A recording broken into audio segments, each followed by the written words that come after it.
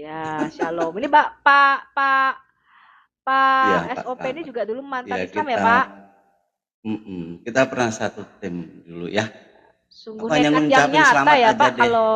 kalau masih Luar mengikuti biasa. Muhammad katanya. Itu Sungguh dia. nekat yang Bahaya, nyata. Bu. Waduh, Kenapa? bahaya itu. Nekat yang nyata. Kalau masih di sana, nekat yang nyata. Oh, kalau masih di agama Iya. Islam berarti Karena sungguh dulu nekat yang nyata ya, Pak? nekat, Bu. Tiap pagi saya harus bersihin tempat tidurnya si setan sih di hidung saya. Berat itu. Iya.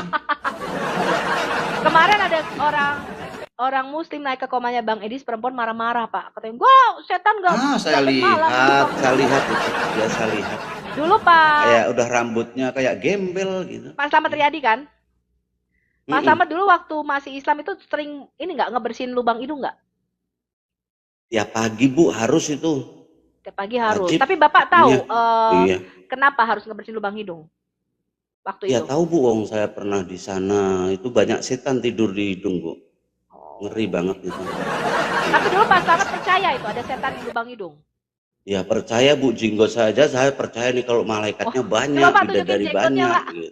Kurang jelas ini. Iya masih Jenggotnya coba panjang ditunjukin. jenggot saya nggak Wah, berubah. jenggotnya masih Iya. panjang. Iya. Tapi kan sekarang hanya untuk ini aja, untuk Aksesoris. fantasi untuk apa namanya aksesoris aja. Karena kalau Aksesoris. nggak berjenggot nanti orang pada pangling gitu. Ini aja udah sering saya potong ini, udah panjang sebenarnya. Udah berapa puluh tahun nggak saya. Bidadari nggak bergelantungan di jenggot ya? Enggak, sekarang udah enggak. Ini sekarang ya hanya untuk ya supaya tahu kalau nama Selamat itu kan banyak toh Bu Sofi. Jadi supaya tahu, oh Pak Selamat yang jenggot itu ya kan gitu. Jadi Nama ya selamat gitu memang aja. banyak, tapi juru selamat cuma satu. Amin. Ya, Tuhan Yesus. Coba Ya. Pak Selamat mungkin mau ceritakan sedikit kesaksian Bapak, kenapa bisa keluar dari Eh, agama yang sungguh nekat yang nyata ini Pak. Tap tap tap, tembuskan 5 Iya, juta, oke. Jadi awalnya sebenarnya saya gini ya, karena awal mula sebelum saya keluar tuh hanya merasa terbeban aja dengan banyaknya syariat dan fikih ya, termasuk salah satunya ya tadi harus setiap pagi bersihin hidung salah satunya. Jadi semakin saya belajar fikih kok semakin terbeban hidup saya. Ini Tuhan maunya apa gitu loh, kalau Tuhan kok membebani terus. Terus juga banyak ayat-ayat yang saat itu membuat saya itu merenungkan. Kok Tuhan kok menyesatkan? Kan banyak ayatnya tuh Bu Sofi. Menyesatkan barang siapa yang akan disesatkan dan lain sebagainya. Dan terutama waktu itu yang membuat saya ketakutan dalam tanda kutip tentang takdir. Gitu. Jadi ya salam nggak yang jelas GLC gitu ya semua Pak, ya karena dan berkat. harus masuk ke dalam neraka Iya. dulu. Betul, belum lagi kita sebelum diciptakan tuh dalam iman sana itu sudah ditakdirkan lo masuk surga atau masuk neraka kayak gitu. Iya, jadi di Kalau dalam udah hadis itu ditakdirkan masuk dikatakan, neraka, ya betul, sejengkal sebelum kematian sebelum ya akan kematian kalau disesatkan, Anda ada sudah ayatnya ditetapkan jadi juga. penghuni neraka, maka Anda kan tetap aja masuk neraka. Gitu. Gitu. Terus yang sempat itu waktu saya masih kecil itu nanya, ya udah besar sih sebenarnya diskusi sama temen. Ini kok Allah menciptakan manusia dari sulbi kanan dan sulbi kiri. Sulbi kanan masuk surga, sulbi kiri masuk neraka, hitam-hitam lagi. Nah saya mikir kulit saya juga hitam ini. Wah jangan-jangan kan begitu. Nah repot toh. Jadi ada cerita ketika Allah itu menciptakan manusia, dia mengusap tulang punggung tulang sulbinya Adam. Lalu dari yang Oh ya. sebelah kanan keluar keturunan berkulit putih penghuni surga. Kalau keluar dari Masuk sebelah surga. kiri berwarna kulit hitam dan menjadi penghuni neraka, begitu ya Pak? Betul. Iya. Itu Jadi masuk surga neraka ya, kok jadi berdasarkan warna kulit. Berarti saya ke surga, Bapak ke neraka dong. bahaya kan gitu. Ya lebih baik saya ikut yang pasti-pasti aja, yang sudah Tapi bangkit, bisa Pak juru sekarang selamat Pak, kita. suntik vitamin C Pak. Suntik vitamin C. Bahaya Bu, nanti kalau nggak tahan malah brodol semua kulitnya itu Bu. Kayak Ayu Ting Ting. Iya. Terus kayak Aurel Oh, kan, itu. kan jadi putih Pak sekarang. Iya. Terus. Ya jadi intinya gini ya, saya bisa terima Tuhan memang dulu saya sama dengan mereka, suka menghujat, suka. Ya saya termasuk dulu pembenci orang Kristen karena tuduhannya kan sama, orang Kristen menyembah Kafir tiga ya. Tuhan, Menyembah tiga menyembah Tuhan. manusia. Menyembah Iya, manusia. terus kafirir kan gitu. Jadi saat itu saya tersadar dalam arti kata tanda kutip ya. Jadi saat itu saya sempat meninggalkan Islam, tapi saya belum menjadi Kristen. Masih Saya agnostik lah ya, sempat masih ini mengikuti, udah nggak percaya Islam, bukan tapi apakah agnostik, Kristen tapi juga saya masih percaya. Enggak, hanya percaya beda Islam? jalur. Ya, walaupun jalur ini sebenarnya juga masih dikatakan Islam, tetapi dianggap sesat, dianggap musyrik, yaitu Tasawuf, tentang tasawuf makrifat lah ya. tasawuf. Ya kayak si Ya, jadi Aldi saya itu Pak, sempat, Aldi itu kan tasawuf, udah nggak hmm, sholat, udah nggak percaya Quran. Dia ya, menyatakan ya Muhammad itu ya, kita juga Allah. Lah lama-lama kita jadi Allah. Jadi gila Pak, betul tadi ya, jadi kata Pak Ahmad betul. tadi, saya ini ya Bu, walaupun masih Islam, saya ini juga bingung. Makin lama kalau saya baca Quran jadi makin gila Pak. Iya, karena saya juga sempat belajar di sana ya, hampir 6 tahun saya dari kecil juga sudah mondok, jadi tahu sejarahnya apa gitu, membuat saya juga semakin bingung gitu loh. Karena yang diimani itu kan katanya, konon katanya kitab saya yang dulu, saya nggak mau sebut aja lah, kitab saya yang dulu itu kan katanya turun dari surga. Tetapi begitu saya pernah belajar sejarah tentang Quran. bagaimana kitab itu diturunkan, masa ditulis dan lain sebagainya, itu banyak pertanyaan. Terus saya belajar sejarah tentang perkembangan agama saudara kita RT6 ini juga jadi pertanyaan, karena dari sejak sepeninggal nabinya ini sudah tidak bicara tentang kerohanian, lebih banyak bicara tentang kekuasaan di Politik situ. perebutan kekuasaan ya. Politik ya, politik Bahkan kekuasaan itu khalifah sampai itu saling berebut dan saling membun-bun. iya, betul, saling membun-bun. Apalagi kalau saya bicara tentang sejarah perang Jamal misalnya, ini kalau Bu Sofi kan lebih tahu juga ya, kita dulu spesialisnya Perang unta. masing-masing. Nah, perang unta ya, terus sampai terjadi penghabisan keluarga eh, Ali misalnya ya, sampai anak cucunya termasuk keluarga Fatimah, terus sampai pada zamannya Umayyah itu belum ada namanya kerohanian di sana, karena kitabnya belum belum muncul. Ya, Bu Sofi kan pernah menjelaskan dan saya juga pernah membaca sejarahnya bahwa kitab-kitab itu muncul justru pada zaman Abbasid kan begitu, terutama pada zamannya Ottoman dan juga Harun al-Rasyid dan seterusnya lah. Nah, dari situ Termasuk muncul banyak hadis-hadis. pertanyaan gitu. Ya, hadis-hadis semuanya lah, yang menulis hadis itu kan orang dari Kristen tuh gitu.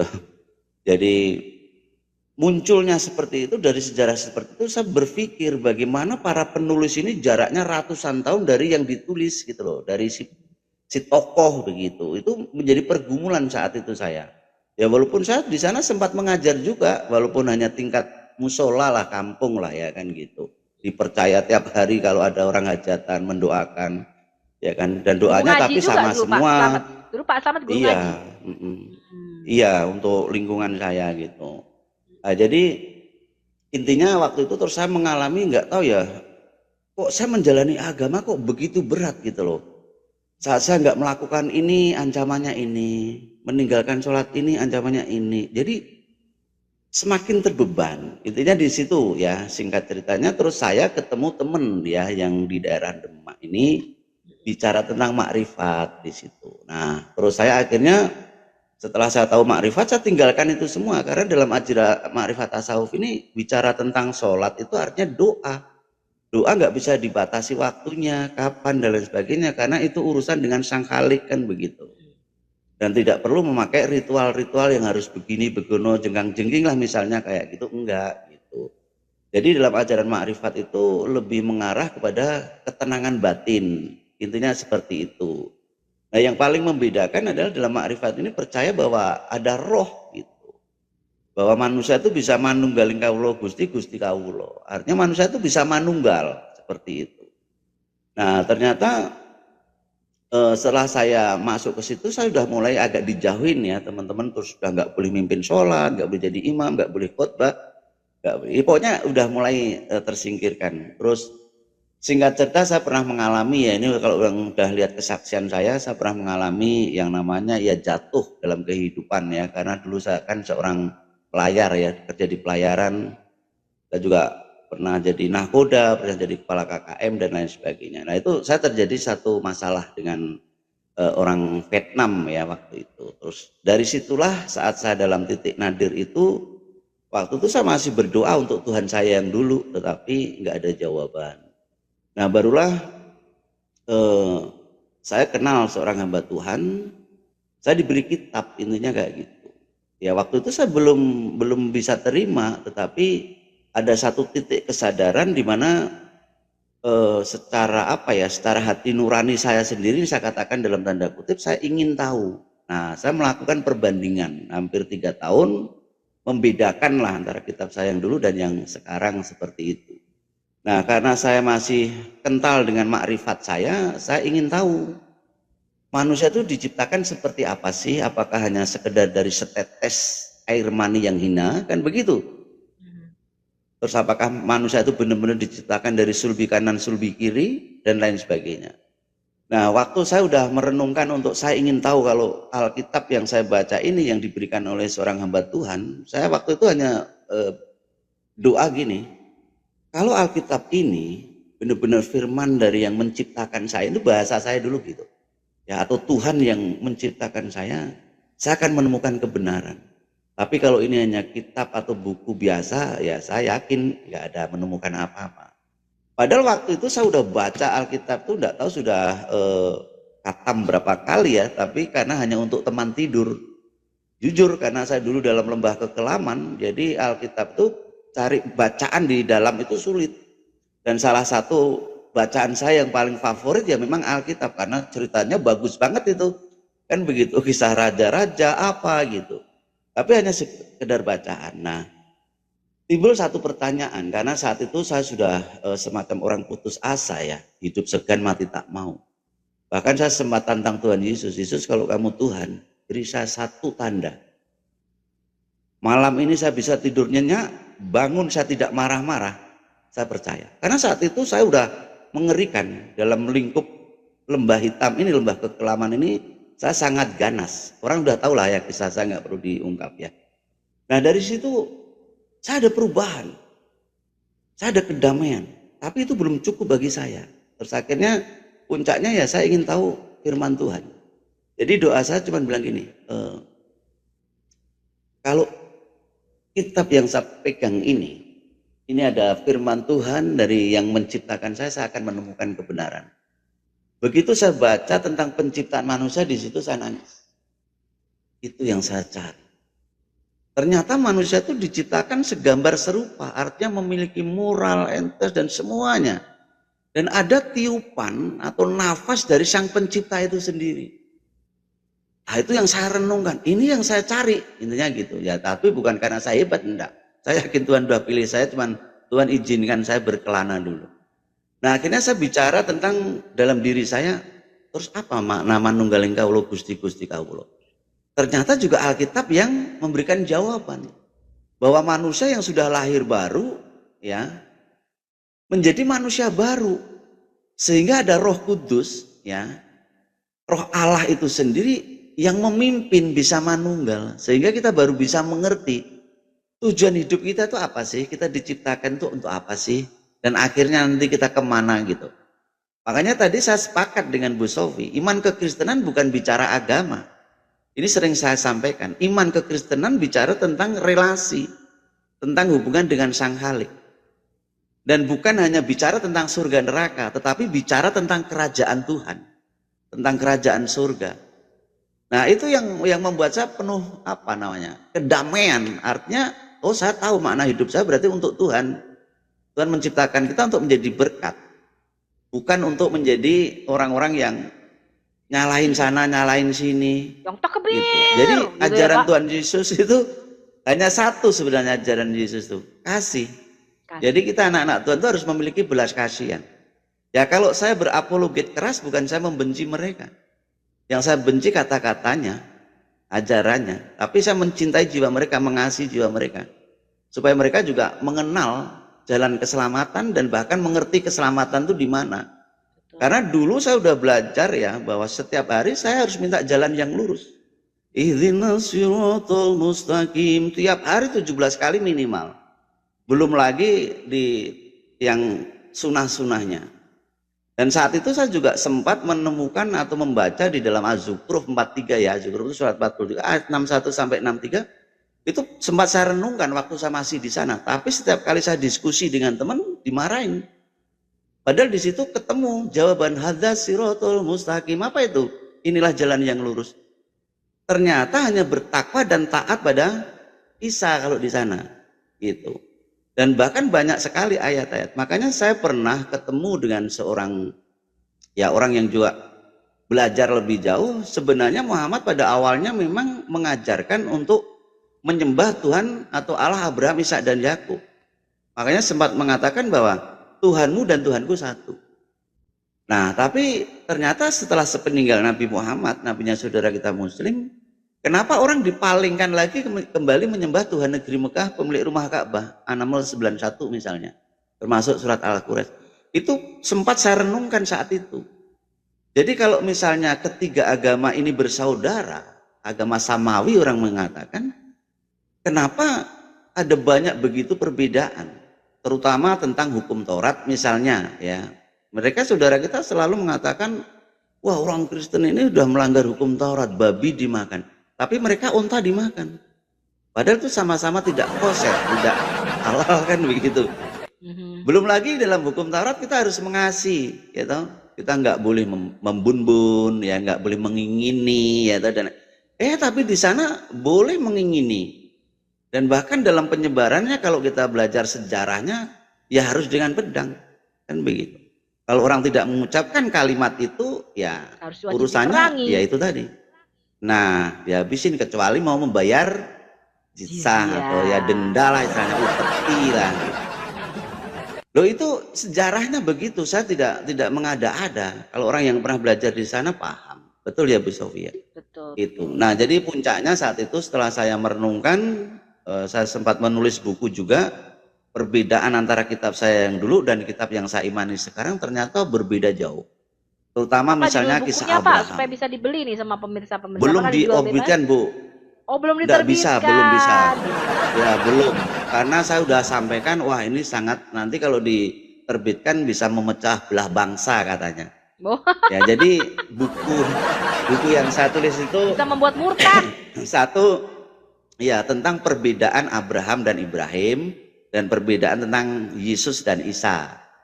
Yang terakhir perbedaan tentang kejadian penciptaan di situ. Yaitu saya sudah konsultasi dengan teman-teman, tapi memang tidak bisa. Ya, jadi saat ini saya hanya menulis renungan-renungan harian untuk gereja. Tapi mungkin bisa diupload di website Al Hayat, Pak. Bisa kita bantu jadi secara PDF. Coba mungkin bisa. Ya, karena kalau kita sebarkan secara saya usahakan fisik, ya secara fisik itu akan riskan.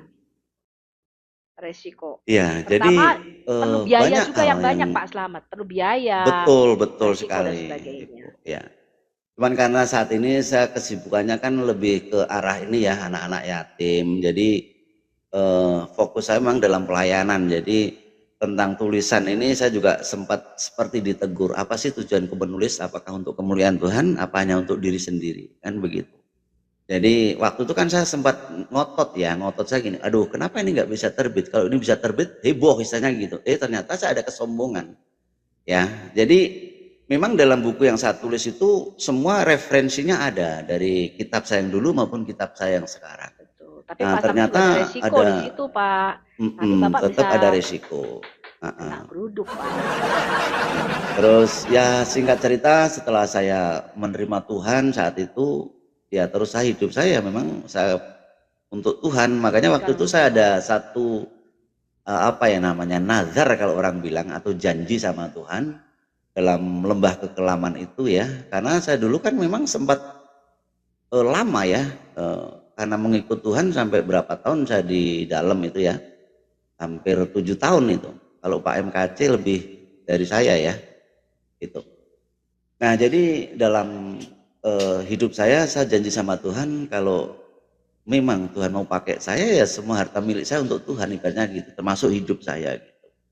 Nah singkat cerita setelah saya sepatologia, terus sempat ikut pelayanan misi ya ke wilayah-wilayah pedalaman, terus saya minta hikmat Tuhan, saya ingin melayani Tuhan. Akhirnya saya memberikan, maksudnya tidak terikat dengan satu karena jujur saya katakan tidak mudah ya dalam melayani Tuhan, itu banyak sekali resiko. Nah saya teringat akan janji saya sama Tuhan, jadi untuk melayani Tuhan dengan apa yang saya punya. Akhirnya saya mendirikan satu lembaga yatim piatu ya, dan memang yang ada di sini semua justru dari sebelah, bukan dari Kristen. Yang dari Kristen itu cuma 2 keluarga itu sekarang, yang lain dari Muslim. Nah dalam saya melayani mereka, saya tidak pernah memaksain mereka atau mengajarkan untuk mereka harus jadi Kristen, enggak. Kita hanya menyekolahkan mereka. Tentang mereka nanti terima Tuhan atau tidak, Tuhan sendiri yang pilih, kan begitu. Yang penting kita mengajarkan kasih di situ. Nah, kami juga melayani untuk yatim pemulung dan termasuk para pengamen jalanan seperti itu. Nah, jadi intinya dalam iman kekristenan itu seperti yang Bu Sofia katakan, itu bicara tentang kerajaan Tuhan. Kita dipindahkan dari kerajaan kegelapan, kerajaan iblis pada kerajaan surga. Makanya di tempat saya ini yang saya layani, yang hampir 90% dari sana agamanya masih RT 6. Tapi mereka sudah dibaptis. Jadi untuk pindah KTP itu pun juga nggak bisa. Gitu. Jadi KTP-nya Islam, tapi sudah percaya Tuhan Yesus. Wah. Sudah Bu, sudah ibadah, tapi tidak ada nama gerejanya. Karena 3 kali tempat ibadah saya digerebek. Ya, yang terakhir tahun kemarin bulan Juli ya di kabupaten, nggak perlu saya sebutkan lah, kan saya sudah pindah lagi, ditempatkan di tempat di kabupaten lain lagi. Di yang terakhir itu jemaatnya sudah ada 67 kakak Bu, itu jadi hampir 100 sudah dibaptis. Nah, karena jemaat terlalu banyak, ruko yang saya sewa ini kan tentu penuh toh untuk ibadah tadi atau untuk persekutuan doa. Ya ternyata ada yang nggak seneng gitu, ya alasannya nggak ada izin apa gitu. Kan saya udah sampaikan ini kan doa gitu. Kalau mereka kan doa kumpul-kumpul juga nggak apa-apa, kita kok nggak boleh gitu. Ya akhirnya terus saya waktu itu juga, mungkin Bu Sofi pernah dengar ya, saya, Pak Yusuf Manublu, terus satu lagi Pak Arman, Pak Yasin dan semuanya itu kan sempat dilaporin toh, kan gitu. Ingat ya? Dilaporin lagi loh, saya dikasuskan lagi dari video-video lama gitu. Ya tapi puji Tuhan ya itu nggak bisa karena semua hanya potongan-potongan video di situ. Padahal saat itu kan saya diskusi, debat kan gitu. Termasuk saat saya diskusi dengan, mungkin masih ingat Bu Sofia, dengan yang namanya Sahrul S2 itu ya. Itu. Saya nggak mempermalukan waktu itu, saya diskusi pakai data kok, kan begitu. Nah, jadi dari situ kami terus, jutaan umat muslim di seluruh Indonesia hafal Quran, bisa tanya. Kalau Pak Syarul hafal Quran enggak? Enggak, katanya. Enggak hafal dia, waktu itu kan sempat saya tes, kan gitu. Itu. Jadi ya itu dah. Jadi intinya di situ saya hanya berpesan aja buat teman-teman yang sudah di dalam Tuhan, terus perketat ya, dalam arti kata sekarang ini banyak sekali ajaran-ajaran yang berusaha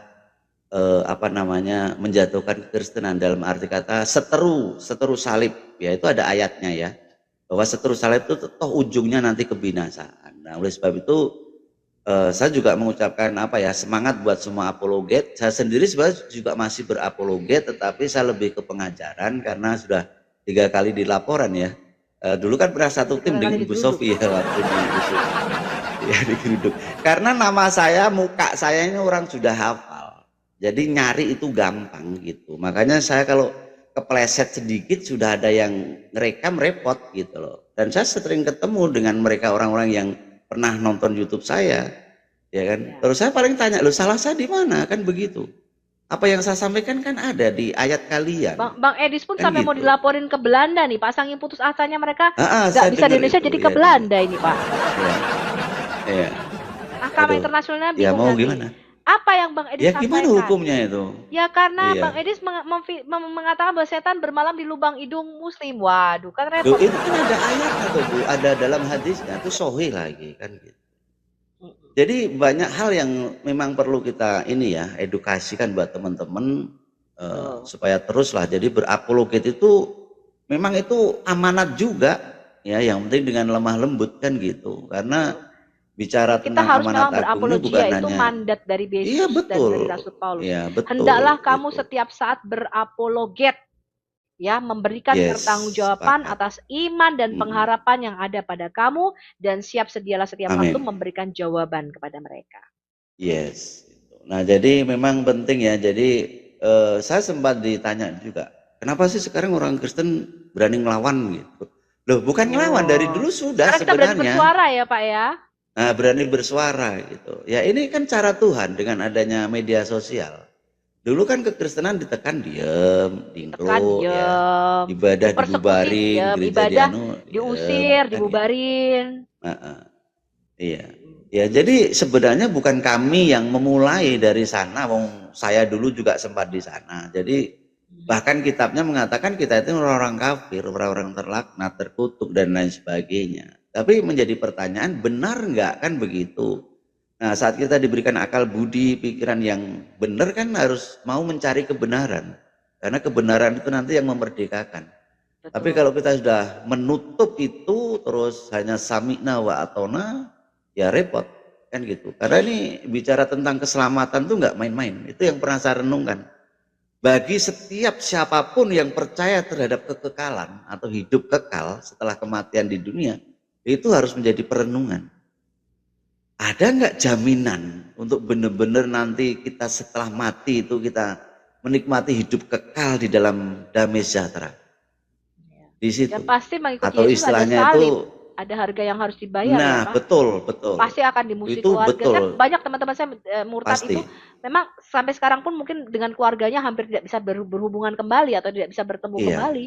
Ada harga yang harus dibayar. Makanya kalau orang masih mempertahankan nyawanya ya akan kehilangan. Tapi kalau kita kehilangan nyawa, kita justru akan menerimanya. Ayatnya kata kan Pak ada Ahmad itu. tadi loh, Pak. Bapak kan lihat tadi Pak Ahmad yang naik. Dia sebenarnya sudah nggak percaya, tapi dia bilang mau murtad, tapi bagaimana? Karena dia masih pengen keluarganya nih. Kalau dia murtad, dia tahu bahwa hubungan dia dengan keluarganya akan pasti terputus. Ada harga yang harus dibayar. Betul. Ya, sama seperti saya tuh Bu Sofi. Saat saya udah putuskan terima Tuhan Yesus, saya pilih Tuhan Yesus, ya istri menceraikan saya. Anak-anak membenci saya, keluarga membenci saya. Bahkan saya keluar menjadi gelandangan. Kan begitu. Tapi Tuhan masih tolong saya dalam arti kata begini. Walaupun saat saya keluar dari rumah kan semua rumah, tanah, semua kan dikuasai oleh ibunya anak-anak kan begitu. Karena saya sepeser pun nggak pegang. Tetapi ternyata saya masih ada harta yang Tuhan titipkan untuk saya. Yaitu ada teman yang pernah pinjam saya waktu saya masih di pelayaran. Nah itu kan tidak ibunya anak-anak atau mantan kan nggak tahu ya bahwa ada orang yang pernah hutang saya ya jumlahnya lumayan lah. Terus karena dia nggak bisa bayar diganti dengan tanah gitu. Itu dua orang sama dua-duanya diganti dengan tanah gitu. Nah itu saat saya udah pisah. Jadi ternyata Tuhan sudah siapkan. Nah itulah keajaiban Tuhan dahsyatnya kan begitu. Nah jadi begini, yang ingin saya sampaikan bukan itunya, tetapi saat kita benar-benar carilah dulu kerajaan Tuhan dan kebenarannya, maka Tuhan akan cukupkan. Gitu. Semuanya akan diberikan, itu ya dan amin.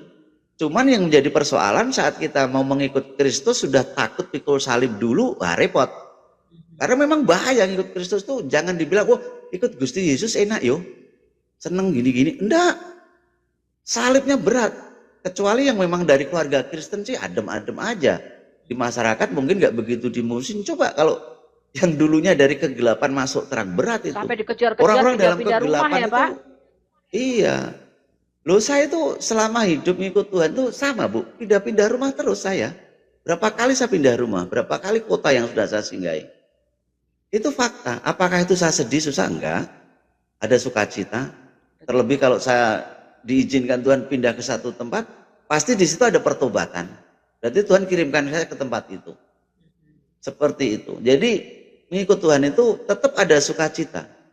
Intinya di situ.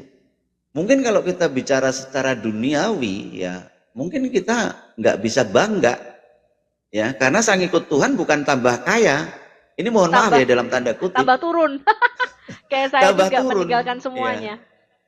Betul, tapi dahsyatnya Tuhan mencukupkan. Tapi saya suka dan saya bahagia apapun yang terjadi. Meskipun saya harus kembali lagi makan Indomie, Pak. Indomie telur, saya bahagia. Saya makan Indomie dengan sukacita. Saya kemarin waktu COVID itu Bu ya, itu saya hancur-hancuran loh. Itu Tuhan benar-benar proses saya itu. Usaha saya properti ya, itu semua kolap. Ya, teman saya yang satu usaha, 2 meninggal kena COVID, bayangkan. Padahal itu baru beli tanah terus untuk dibangun kapling itu 148 kapling baru laku 26 kapling. Bayangkan. Terus COVID, kredit macet. Berapa M itu? Semua habis. Belum lagi saya sakit hampir mati. Bayangkan. Rumah makan saya sama kios dua-duanya tutup, habis. Gak bisa bergerak. Udah zero, benar-benar zero. Usaha anggrek saya masih agak kembang kempis. Tetapi lumayan bisa makan. Tapi akhirnya setelah COVID malah justru habis juga. karena kehabisan modal. Terus kios saya yang untuk wedang juga nggak jalan, dibohongin sama anak buah sendiri. Bayangkan habis semua. Saya benar-benar nol total. Saya hanya bilang sama Tuhan gini, Tuhan semua dari Engkau, kembali ke Engkau. Kalau Engkau memang masih izinkan saya terus melayani anak-anak ini, Engkau yang akan mencukupkan. Cuman itu aja doa saya. Tuhan cukupkan kok. Jadi dalam iman kekristenan itu sebenarnya kalau kita sudah berserah ini bukan pasrah, tetapi menyerahkan kedaulatan kita sama Tuhan, Tuhan nggak akan pernah tutup mata. Karena Tuhan yang saya sembah, yang kita sembah Tuhan yang hidup, yang nyata.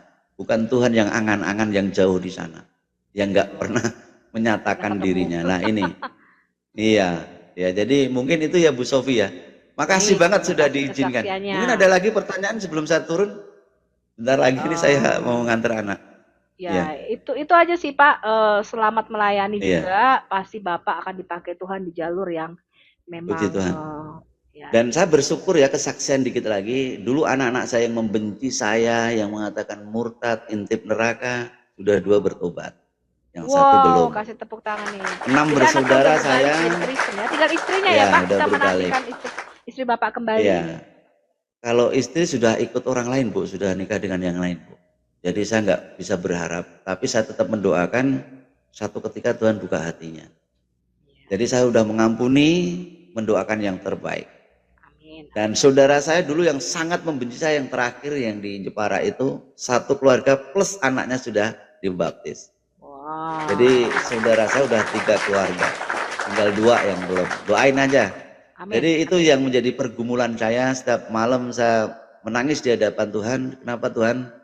Banyak orang bertobat, Engkau pakai saya untuk menginjili mereka, tapi kok ada keluarga saya yang belum, itu menjadi tangisan saya. Tapi saya percaya firman Tuhan, 1 orang bertobat diselamatkan, seluruh keluarga diselamatkan. Rumah diselamatkan. Amin. Ya.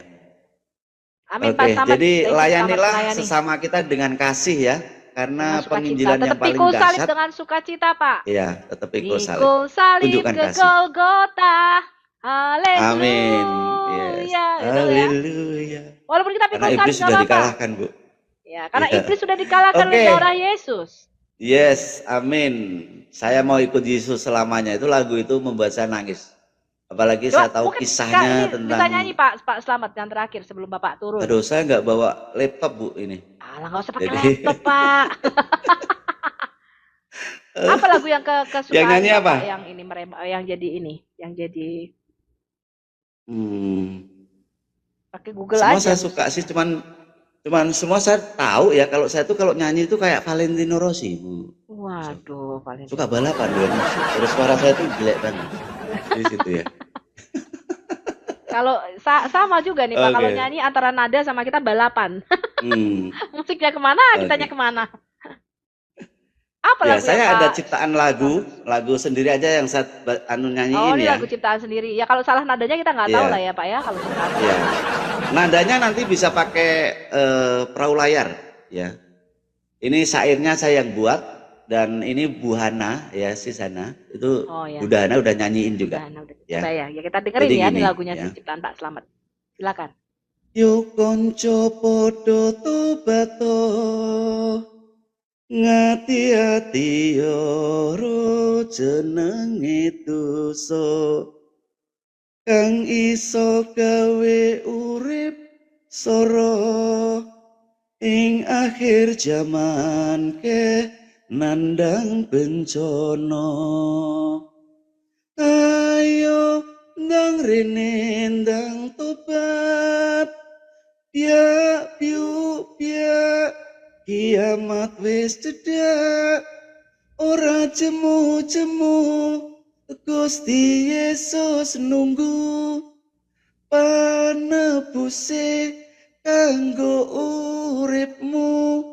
Gusti manggil Mas, ayo ndang tobat welas asihe tansah diparingke prayogane becik tompo wae kasih Gusti Yesus iku kang nyelametake Nah, nanti yang tahu liriknya diartikan sendiri Ini ya. yang Jadi tahu kurang hanya lebih orang-orang yang beriman gitu ya.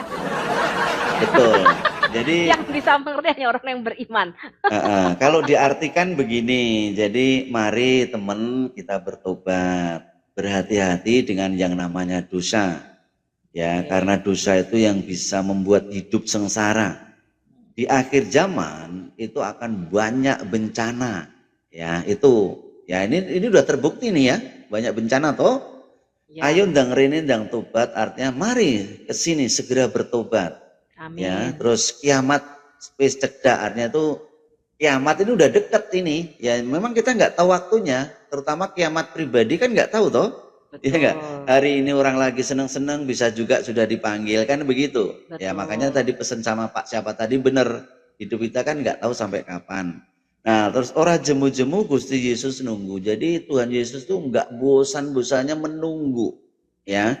Karena anugerahnya kanggo panebusmu. Jadi anugerah keselamatan dari Tuhan Yesus tuh menebus kita dari kutuk hukum, kutuk maut tadi, kutuk dosa. Ya terus Gusti manggil Mas, bisa diganti Mbak, bisa diganti Pak atau Bu. Jadi Tuhan Yesus sudah panggil kita semua loh melalui pemberitaan firman, ya kan? Ayo ndang tobat. Jadi mari kita segera bertobat. Welas asih tansah diparingke. Jadi belas kasihan Tuhan itu selalu diberikan, enggak pernah berhenti.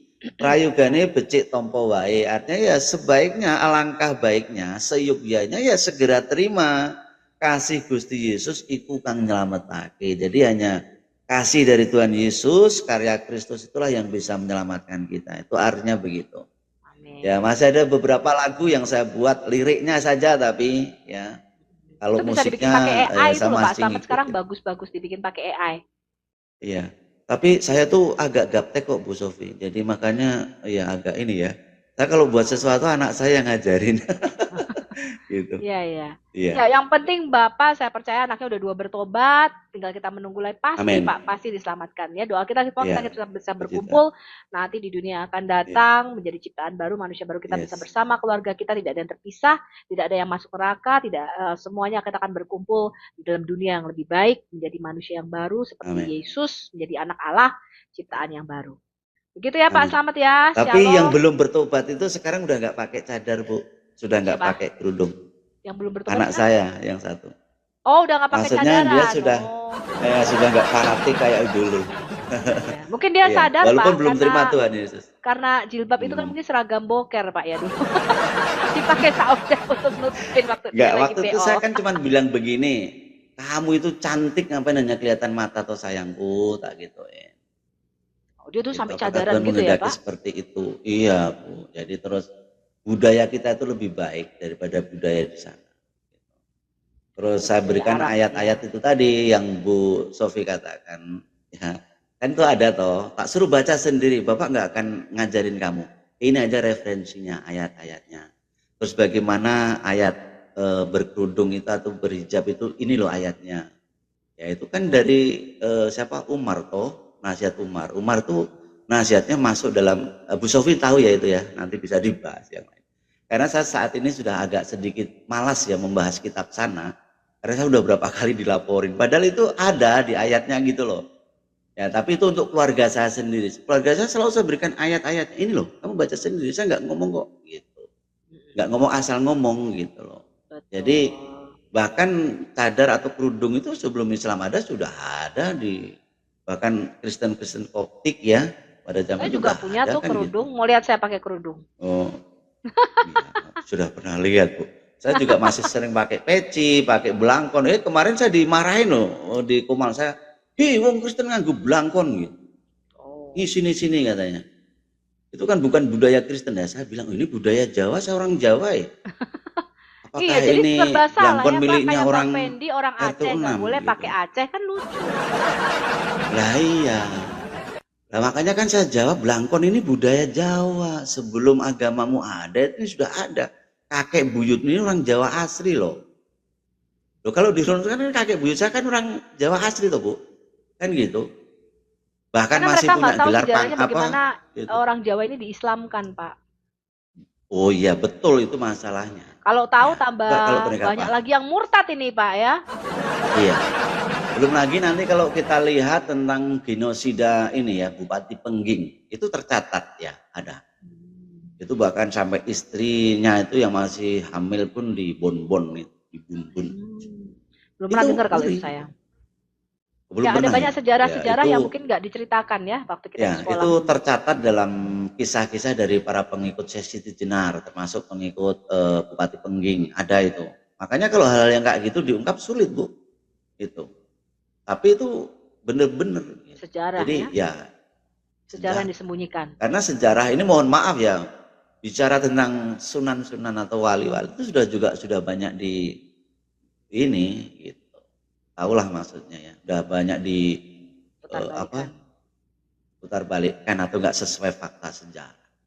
Ya mungkin itu saja Bu Sofi, makasih atas doanya. Udah diizinkan juga untuk bergabung bersama. Karena udah lama kita enggak ngobrol bareng. Ya. Oke, saya izin turun. Tuhan sama-sama, berkati. shalom, ya. Tuhan memberkati. Ya. Makasih buat semuanya yang di bawah, Tuhan berkati semuanya.